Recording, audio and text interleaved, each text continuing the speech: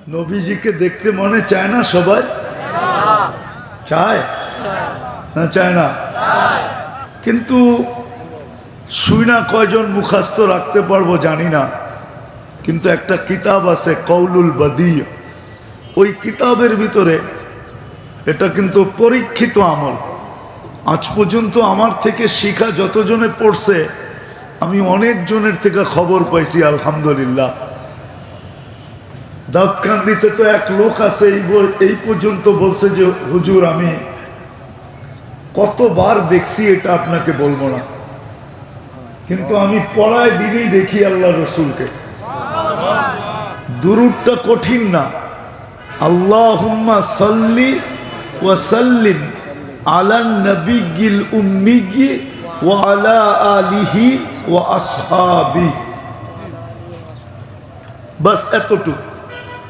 যে পড়বে ডেলি 200 বার, সকালে 100 বিকালে 100, ইনশাআল্লাহ মাস পুরা হতে পারবে না, এর আগেই দেখবে আল্লাহুম্মা সাল্লি ওয়া সাল্লিম আলান নবিয়্যিল উম্মিয়্যি ওয়া আলা আলিহি ওয়া আসহাবি।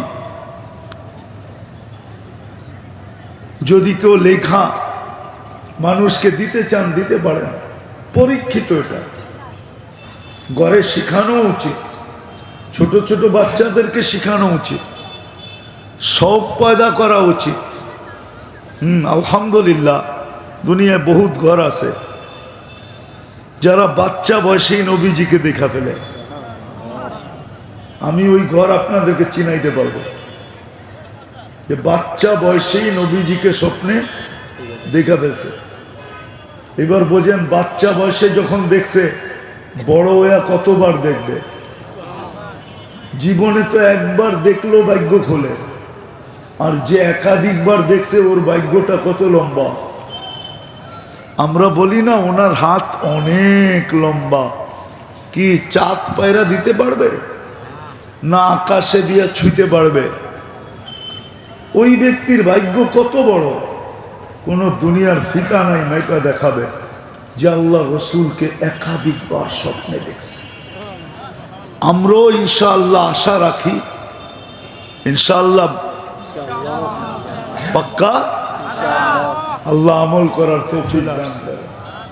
যেটা বুঝাইতেছিলাম যে আল্লাহ যে আমাকে মুসলমানের ঘরে নির্বাচিত করলেন, এত বড় বেনিফিট আমাকে দিলেন, আজকে বুঝে আসবে না মাধবদের মানুষ।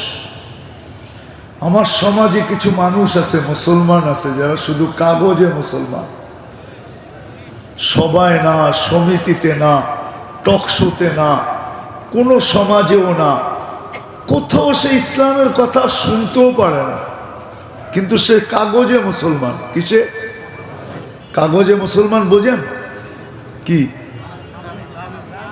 দুর্মিয়া, যেইখানে সরকারিভাবে লিখতে হয় ধর্ম কি, ওইখানে ও চুপে লেখা দিয়ে আসে ইসলাম। এটা হলো কাগজে মুসলমান, কিন্তু ওর মাথার ভিতরে থাকে না যে এটা তো অনলাইন। আমি লিখতে দেরি, সারা দুনিয়া জানতে দেরি করবে না যে আই এম মুসলিম, আমি মুসলমান।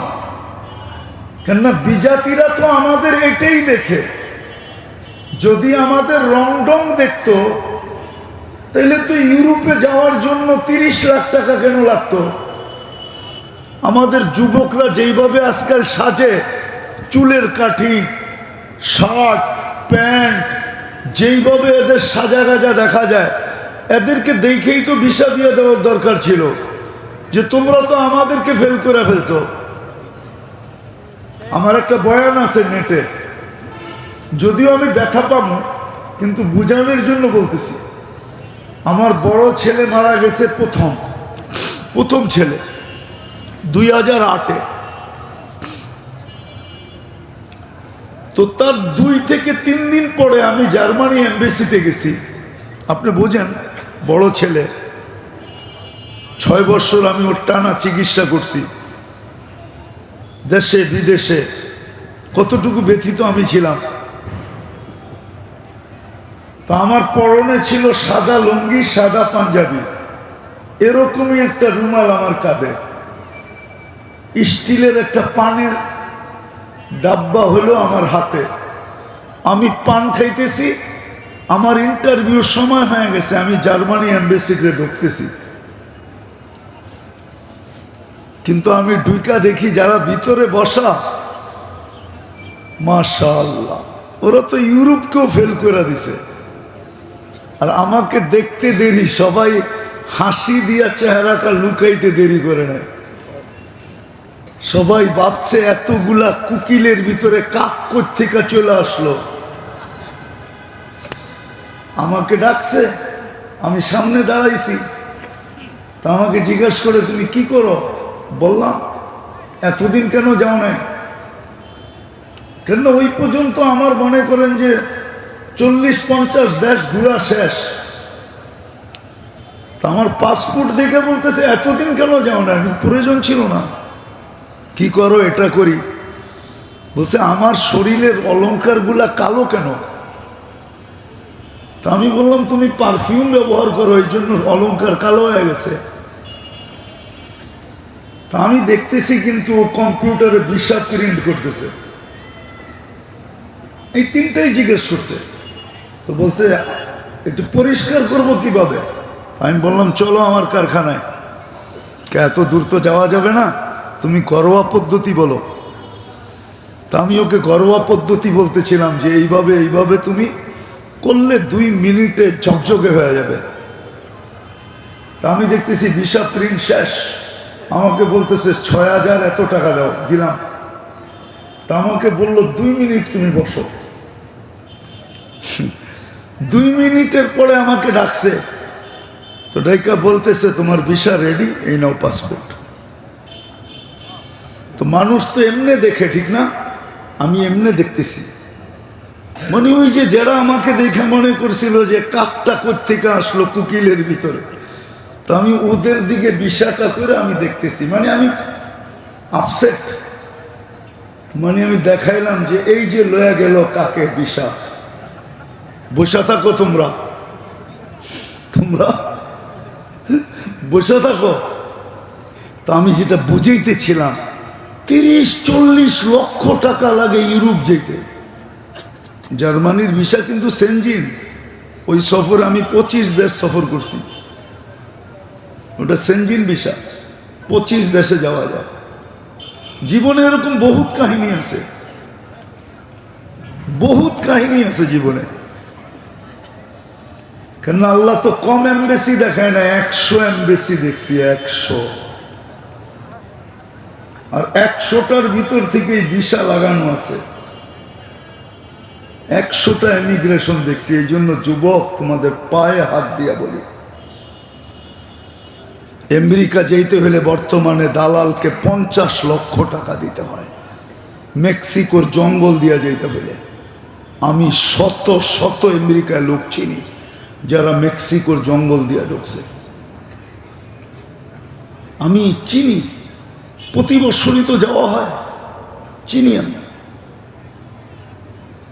যদি ওদের রূপে সাজলেই ভিসা দিয়া দিত, তাহলে 30 লাখ কেন লাগবে, 40 লাখ কেন লাগবে, 50 লাখ কেন লাগবে? যুবক আমাকে যুক্তি দিয়া বুঝাও। বুঝা গেল ওরা তোমার রূপরেখা দেখে না, ওরা অনলাইন দেখে, অনলাইন। তুমি ধর্মের জায়গায় কি লেখা আসছে? যেটা বুঝাইতেছিলাম, দুযোগের ভিতরে এরকমই একটা ঝগড়া উঠবে। ওই অনলাইনে যারা ধর্ম লিখত, ওদেরকে কোনো সময় কাফেররা ধরবে যে তুমি তো সব জায়গায় জমিন দলিল করতে গেলেও ধর্ম ইসলাম লেখতা, আইডি বানানোর সময় ধর্ম ইসলাম লিখতে, সর্ব জায়গায় তো ধর্ম লেখার প্রয়োজন হলে তুমি ইসলাম লিখতে। এই লেখা তোমাকে কি কাজে দিল? কি কাজে দিল? আল্লাহর রহমতে কায়রত আসবে। আল্লাহ জিবরিল আলাইহিস সালামকে বলবে এদেরকে বাড়ি করো, আর যখন বাড়ি করবে তখন কাফেররা চিৎকার দিয়া বলবে ইয়াউমা ইয়াওয়াদ্দুল্লাযীনা কাফারু লাউ কানু মুসলিমিন। হায় আমরাও যদি এরকম কাগজের মুসলমান হইতাম, তাহলে আজকে আমাদেরও বাহির হয়ে যাওয়ার সুযোগ হতো। যেই আল্লাহ আমাকে মুসলমানের ঘরে অস্তিত্ব দিলেন, নির্বাচিত করলেন, উম্মতে মুহাম্মদী বানাইলেন, কালকে আমি এই চেহারাটা আল্লাহকে দেখাবো কি করে? নবীজির সামনে দাঁড়াবো কি করে? একটু ভাবেন। আমি ভাবতে বলতেছি এই জন্য, ভাবনা আপনার ভিতরে তিনটা কাজের যে কোনো একটা কাজ করাইতে পারে। যদি ভাবনা হয়, যুবক, যদি তোমার ভাবনা মনের থেকে হয়, তো তিনটার যে কোনো একটা হবে। আমার বিশ্বাস হবে, এটাই সত্য। হতে পারে ভাবনা তোমার চোখের কোণায় মাসির মাথা পরিমাণ পানিও উদিত করতে পারে, যে হায়, কথাটা তো সত্য, আমি আল্লাহকে কালকে কি মুখ দেখাবো, নবীজির সামনে কেমনে দাঁড়াবো, আল্লাহ যখন আমাকে প্রশ্ন করবে আমি কি উত্তর দিব, আমি কি যুক্তি তর্ক দাঁড় করাবো? থাকা তো এখানে যাবে না, এটাই চির সত্য। বেশি দিন কেউ টিকবে না, 60-70 বৎসর ঊর্ধ্বে, কিন্তু কে কখন মরবো এটাও তো জানি না। হতে পারে এখানে পানি উদিত হবে, রব্বে কাবার কসম, পানি উদিত হতে দেরি, এই চক্ষু না পুরো বডি জাহান্নামের উপরে হারাম হতে দেরি হবে না, দুজক নিপতে দেরি করবে না, জান্নাত অবধারিত হতে দেরি হবে না। এটা হলো প্রথম। দ্বিতীয়, হইতে পারে আরেকটু জোরে যদি ধাক্কা লাগে, যেমন লাগছিল বনি ইসরাইলের এক বদমাশ ছিল, নাম ছিল কিফিল। সে নিজেকেও মানুষ বলতো না, নিজেকে মানুষ বলতো না, সমাজ তো বলতো না, বলতোই না। আল্লাহ তাকে টাকার পাহাড় দিয়েছিলেন, পাহাড়ও তার সম্পদের সামনে ছোট ছিল। সে প্রতি রাত্রে ব্যভিচারের পিছনে 50 থেকে বর্তমান টাকায় 60 লক্ষ টাকা খরচ করত। একদিন এক মেয়েকে ধরে নিয়ে আসছে, কামরায় ঢুকায় বলতেছে আমি প্রস্তুতি নিয়ে আসতেছি। যখন সে প্রস্তুতি নিয়ে ফিরছে, দেখে মেয়ে অজোরে কাঁদতেছে, তো বলতেছে ওই মেয়ে কাঁদিস কেন? তোকে তো জোর করে আনি না, টাকার বিনিময়ে নিয়ে আসছি, আর তোকে আমি তালাশ করেও বাহির করি নাই, তুই সদিচ্ছায় আমার হাতে ধরা দিছিস, কাঁদিস কেন? তো বলছে শোন কিফিল, আমি বাজারি মেয়ে না, এটা আমার পেশাও না, যে কোনো বিপদের কারণে আমি তোর হাতে ধরা দিতে বাধ্য হয়েছি, কিন্তু কাঁদি কেন জানস? কালকে এই চেহারাটা আল্লাহকে কি করে দেখাবো, এই জন্য কাঁদি। কিতাবে লেখা আছে যে তীর মারলেও কিফিলের দিলে এতটুকু লাগতো না যতটুকু এই মেয়ের 2 সপ্তাহ লাগছে, যে কালকে এই চেহারাটা কি করে আল্লাহকে দেখাবো। সে একটা চিৎকার দিছে আর মাটিতে পড়ে গেছে, আর বলছে বোন, একদিনে তোর এই অবস্থা, আমার কি হবে? বলছে তোর গায়ে হাত তো দূরের কথা, আঙ্গুলও লাগাবো না, টাকার থলি দিয়া দিলাম, কিন্তু একটা অনুরোধ করব, তুই ভিজা চোখগুলা দিয়া উপরের দিকে তাকায়া হাত দুটা উঠায়া আল্লাহকে একটু বলে দে না যে আমার তওবাটা কবুল করে। ওই রাত্রি কিফিল মারা গেছে, ওই রাত্রি কিফিলের মৃত্যু। সকালবেলা লেখা উঠছে দরজায়, কদ গফার আল্লাহু লিকিফলিন, আল্লাহ কিফিলকে মাফ করে দিয়েছেন। এই জন্য আমি আপনাদের হাতে পায়ে ধরতেছি, চলেন আজকে চিন্তা করি, একটু চিন্তা করি। বড় বরকতের রাত কালকে আসতেছে, 15 দিন পরেই রমজানের মতো মাস আসতেছে। হইতে পারে আজকের চিন্তা যদি দিলে গাতলো, তাহলে যুবকও যখন নির্জনে বসে ভাববে যে আমাকে তো মুসলমানের ঘরে আল্লাহ নির্বাচিত করলো, মানুষ হিসাবে আল্লাহ নির্বাচিত করলো, উম্মতে মুহাম্মদী আল্লাহ বানাইলেন। আমি কালকে নবীজিকে চেহারাটা কি করে দেখাবো, আল্লাহর সামনে কি করে দাঁড়াবো? হতে পারে আমার বিশ্বাস পানি এখানে উদিত হইতে পারে, 80 ভাগ আমার বিশ্বাস, আরে 90 ভাগ আমার বিশ্বাস পানি এখানে আসবেই আসবে। আর যদি কালে গড়ায় পড়লো তাহলে তো কোনো কথাই নেই। তৃতীয় হতে পারে আমার অগোচরে হাত দুটা উপরে উঠে যেতে পারে, আর একটা চিৎকার আমার মুখ দিয়া বাহির হতে পারে, সুবহানাক ফাকিনা আযাবান নার। আল্লাহ আপনি পবিত্র, আমাকে দোজখ থেকে বাঁচান না। এই চিৎকার বাহির হতে দেরি, আল্লাহ মাফ করতে দেরি করবেন। সুবহানাল্লাহ। এই জন্য আসেন, কথা লম্বা হয়ে গেছে, জানি না কোন সময়ের থেকে শুনতে শুরু করছেন। আমার কথা বলার কথা ছিল 9টার থেকে, বেজে গেছে এখন 11টা। আর লম্বা করতে চাইতেছি না। বিদায়। যদি আমার এতটুক কথা আপনাদের দিলে লেগে থাকে, বুঝে আইসা থাকে, চলেন একটু চিন্তা করি। চিন্তার আগে চলেন একটা কাজ করি, আজকে আল্লাহর কাছে মনের থেকে তওবা করি।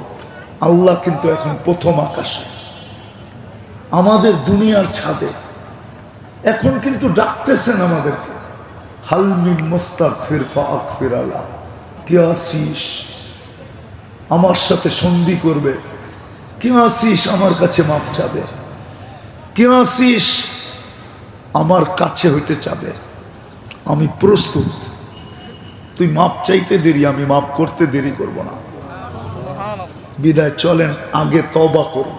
রাজি? কে কে রাজি দেখি?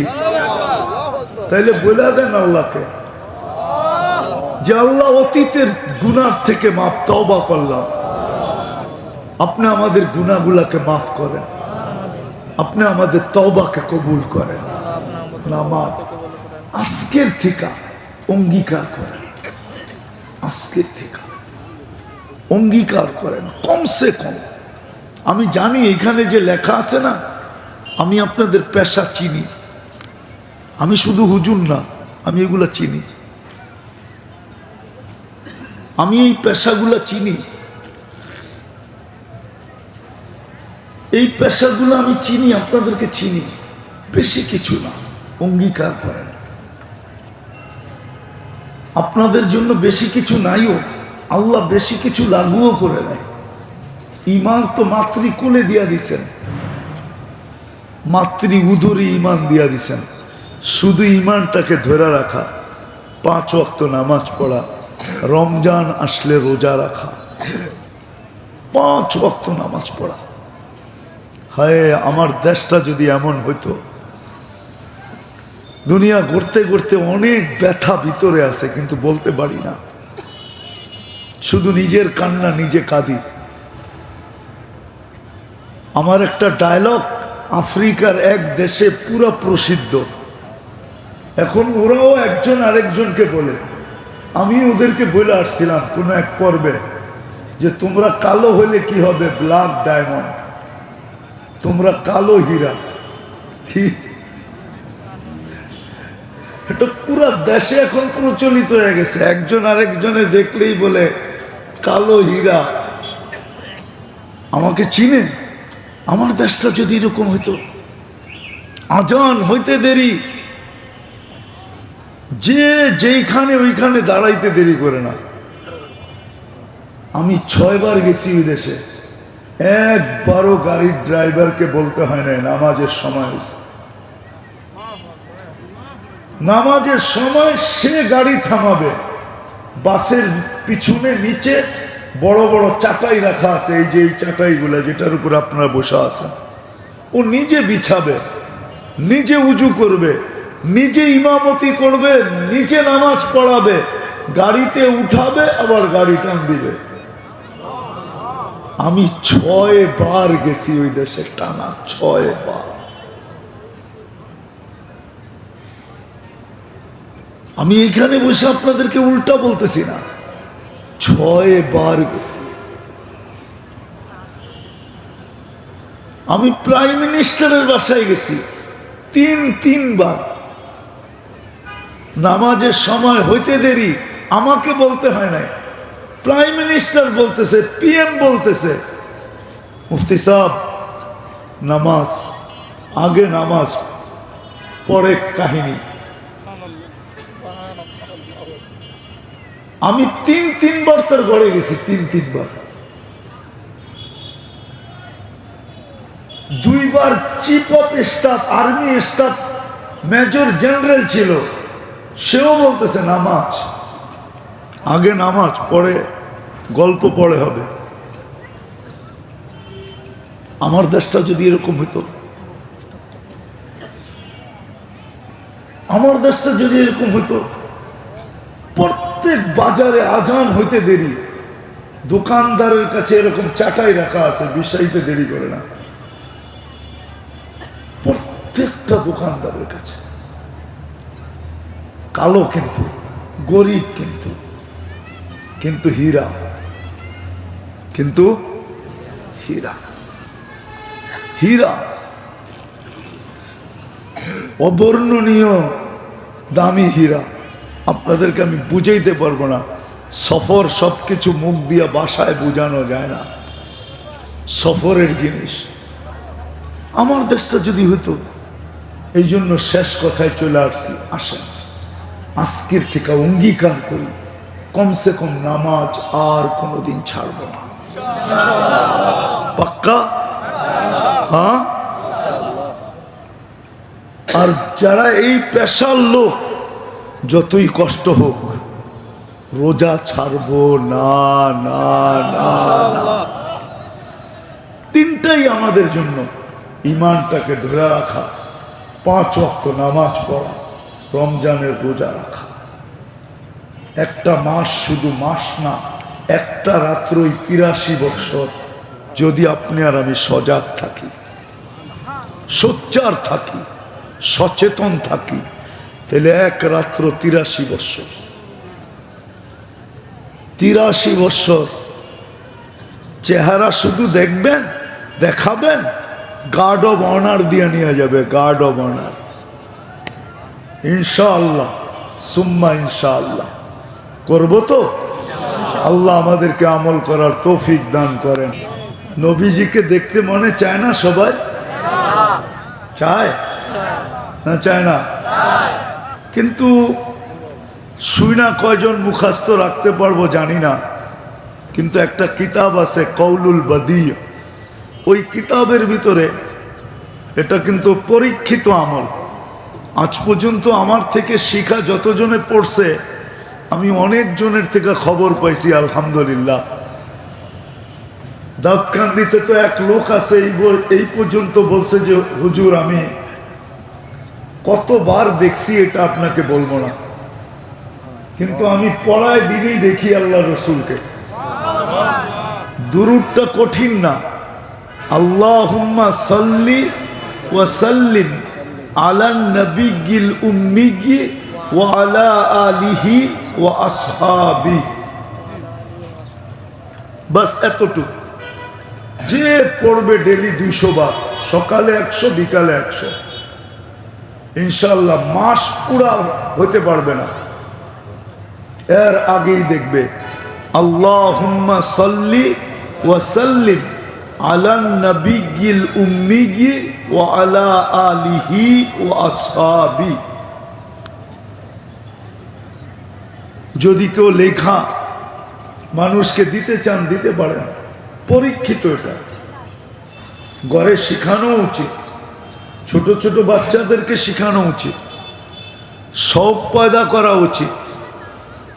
আলহামদুলিল্লাহ দুনিয়ায় বহুত ঘর আছে যারা বাচ্চা বয়সেই নবীজিকে দেখা ফেলে।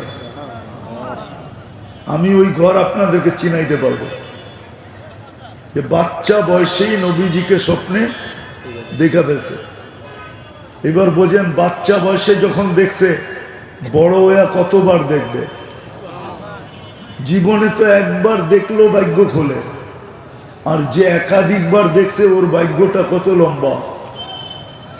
আমরা বলি না ওনার হাত অনেক লম্বা, কি চাঁদ পায়রা দিতে পারবে না আকাশে দিয়া ছুঁতে পারবে? ওই ব্যক্তির ভাগ্য কত বড়, কোন দুনিয়ার ফিতা নাই মেয়েটা দেখাবে যে আল্লাহ রসুলকে একাধিকবার স্বপ্নে দেখছে। আমরাও ইনশাআল্লাহ আশা রাখি, ইনশাআল্লাহ পাক্কা।